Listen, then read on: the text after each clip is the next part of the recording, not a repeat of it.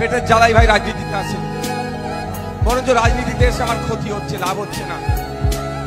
2021 সালে নির্বাচনে যখন কন্টেস্ট করতে গিয়েছিলাম, এফিডেভিট দিতে হয়।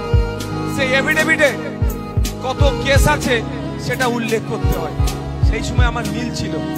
আর 2026-এ যদি পার্টি আমাকে দাঁড় করায়, নিশ্চিতভাবে সেখানে কম করে 20টা কেসের লিখতে হবে। তার মানে আমি রাজনীতিতে এসে কি হয়েছে, 20খানা কেস খেয়েছি। আমার মতো আপনারা আমার ভাইরা অনেক আছে কেস খেয়েছে, জেল খেটেছে।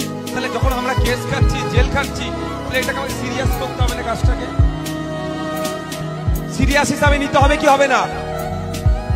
সিরিয়াস হলে যদি আমি বকেই যাই নিজের গল্প, আপনার যদি কথা এখানে শুন, তাহলে আপনি স্টেজে আসুন, কথা বলুন, আমরা শুনছি।